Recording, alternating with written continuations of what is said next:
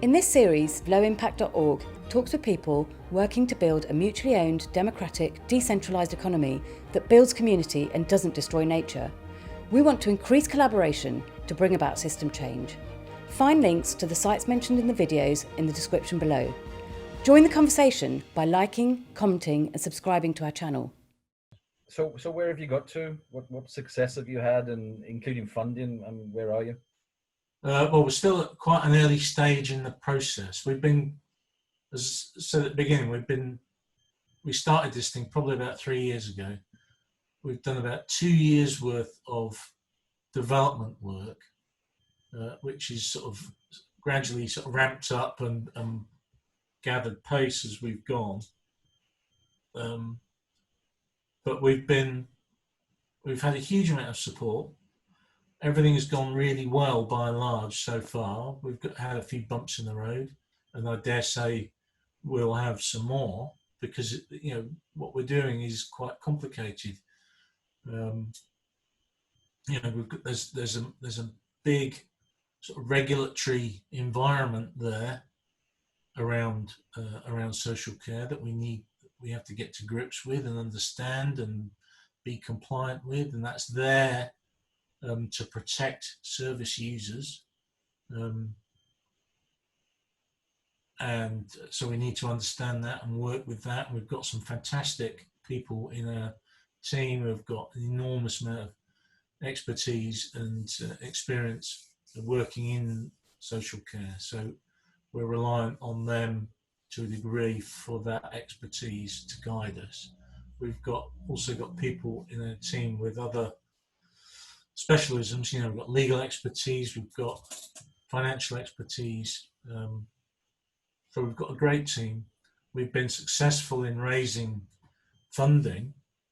You have from Power to Change, with some initial sort of startup funding to get the ball rolling. We've been successful in getting funding from our local authority, who, as I say, have been extremely supportive and helpful in other ways as well. On top of that, we've just done our community share offer, and that will give us a pot of money that will enable us to start delivering a service. So we're now in that stage, the sort of final run-in stage. So we're waiting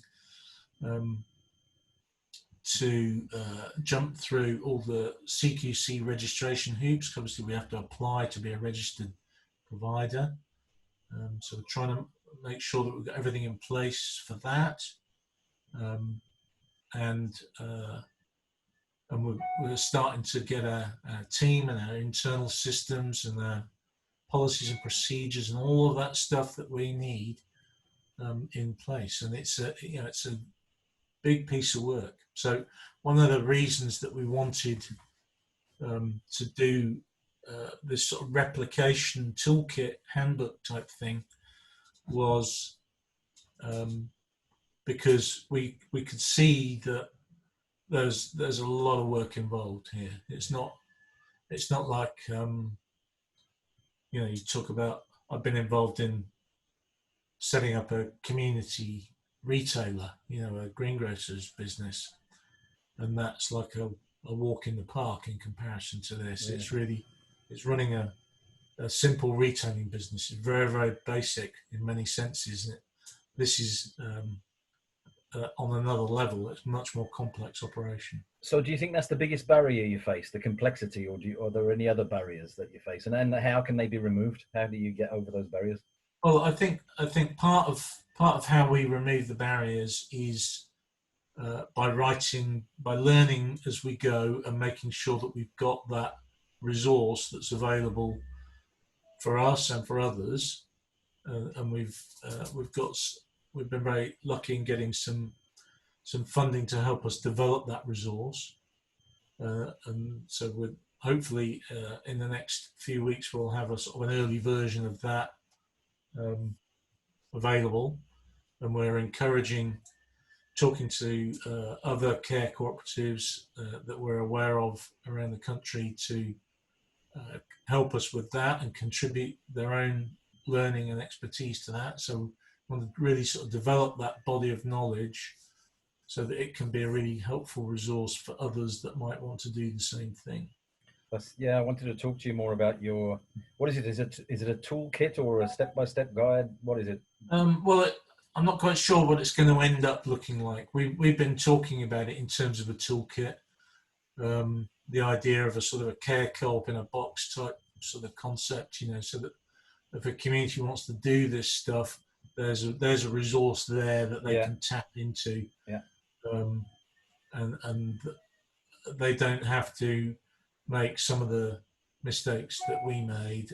They can get going more smoothly, and there's a sort of a clear roadmap where we've sort of maybe we've stumbled around a bit and spent some time where we could have saved some time maybe, but we're learning as we go. So this is by no means sort of done and dusted. You know, we're only really now approaching the really hard part, I think.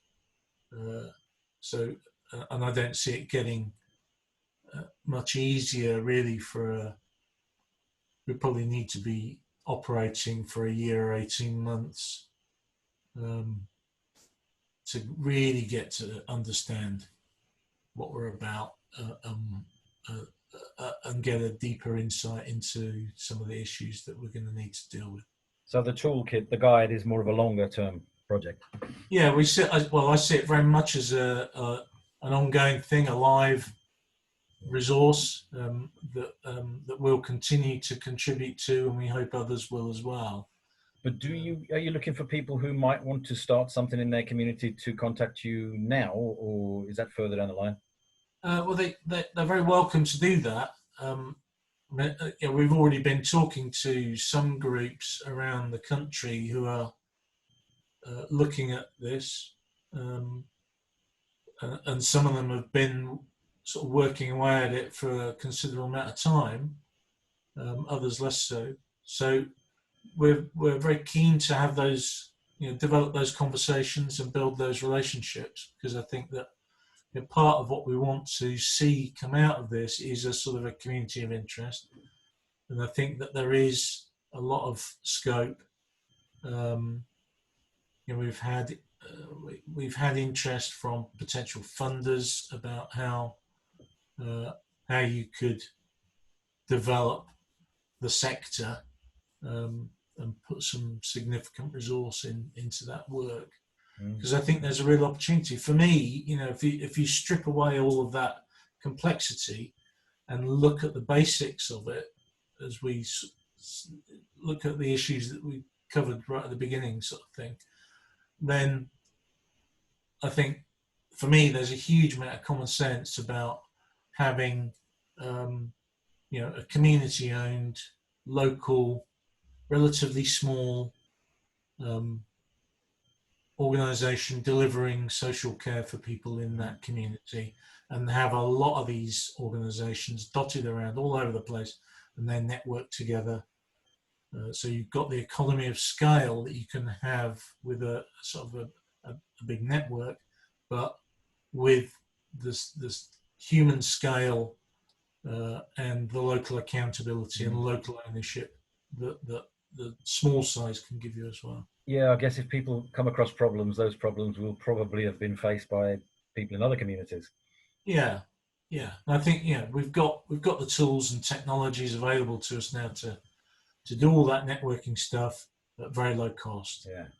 And the pandemic's shown us that we don't need to go to meetings or travel long distances to have useful conversations. So we can do all that stuff, and we can do that really quite cheaply. I think that what we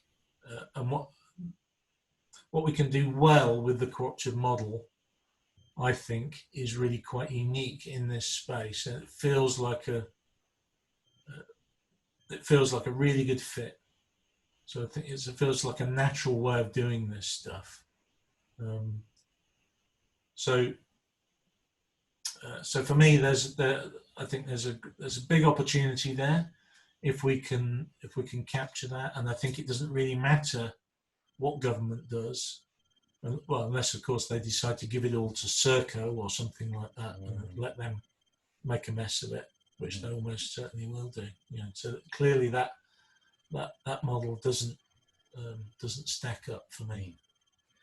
As regards your local co-op there, what can people do to help? You're in Huddersfield, so if anybody in Yorkshire wants to help you, are you welcoming people to come and help? Yeah. What kind of people are you looking for? We're looking for people with solid expertise in various areas. So that might be business expertise, that might be social care expertise. We certainly want more social care experts to be part of our team. We've got our AGM coming up. Our first AGM is coming up in October. So all of the current directors, who are the sort of founding directors of the society, will be standing down. I'm hopeful that a good number of us will be standing again, so we'll have some continuity there. But we also we very much want to strengthen our board and bring more expertise and some fresh thinking in. So we want people who understand cooperatives, we want people that understand social care, we want people that understand business, who want to get involved in this, because although Cooperative Care Colne Valley itself is quite a small organisation, I think we'll probably have a turnover of sort of 2 to 3 million, something like that, once we're solid and established. This vision of building a network of similar organisations across the country, I think, offers a lot of opportunity to do some really interesting and exciting stuff over the next 5 years or so. So people can contact you about your local project and about the network project? Absolutely, yeah. We're interested in sort of getting more people involved, really, I think. And they can contact you via the website? That's a good question. I'm not sure if there's a suitable contact form on the website, but I will make sure that there is something there. So I've got to do some work on that in the next couple of days. If you give me somewhere, I can put some link I can put in the description to so that people can offer help. Yeah, sure. I'll put that in the description underneath the video. So as regard this network idea, what's your ambition there? You're hoping you might have a social care co-op in every community at some point? Well, I don't see why that couldn't be the case. We've got interest from a local group not far from here. We've got interest from groups that are active in other parts of the country at the moment, and what there isn't really at the moment is there isn't a sort of an expert development service that they can turn to. So part of what we want to do is to create that, and there has been quite a lot of work done over the years on cooperative care, but it's never quite been able to gather sufficient pace to create that sort of necessary body of expertise. So we want to try and get over that hump. So we've got a little bit of funding to enable us to work on this sort of toolkit concept and build that out. And that will take us certainly through to the end of this year and hopefully a little bit into next. But what happens then, what we want to do is really to have a place where people can come and get some advice, get some support, get some expertise, and maybe if they can encourage their local authority to fund a piece of work, then you can start to see things happening but that, we need to build out that resource, and it needs funding, and it's going to need a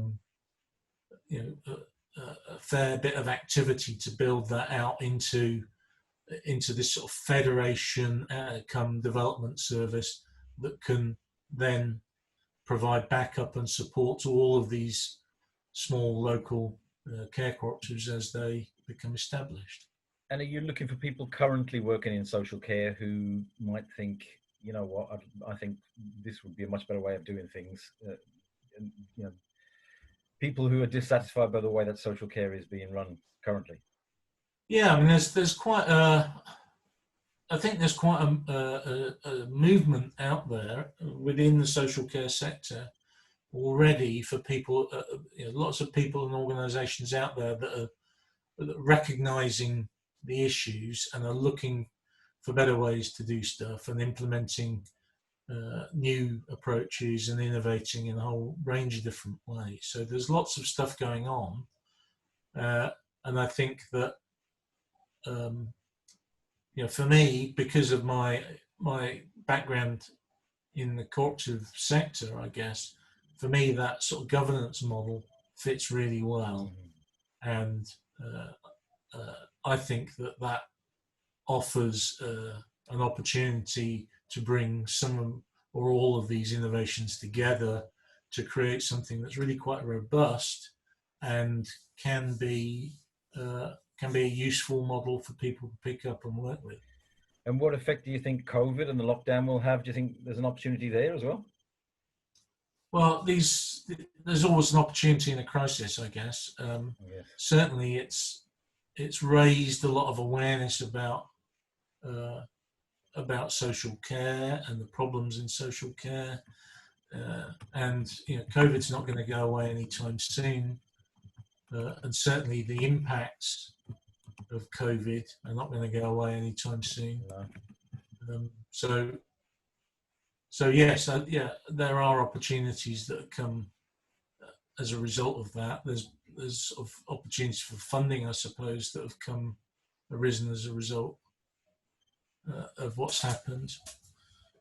And I think it's also shown people that local mutual support can be extremely effective, because that's what saved the day in communities across the country back in the spring and into the summer, where when everyone got locked down. Yeah. It was those mutual aid groups that were there on the ground doing stuff and solving people's problems. Yeah. Do you foresee any fight back from any quarter? Or any players you think might be opposed to it? That's a good question. Well, I mean, I don't see this as a market at all, really. For me, it doesn't feel appropriate to talk about social care in terms of a market, but obviously there are private sector organisations and third sector organisations that are active in the sector and providing services. So, and if we're going to start up a business operation, albeit a non-profit, cooperatively organised activity, then we're going to be competing, I suppose. I guess, yeah. So I'm sure there will be some fight back, but I think that what we're trying to do is cooperate rather than compete. And what we want to do is see better outcomes for the communities involved and for the people involved that are in receipt of care. Mm-hmm. So I'm more interested in cooperating than competing on that basis. Yeah. Where can people keep up to speed on what you're up to? Well, we're increasingly writing stuff on our website.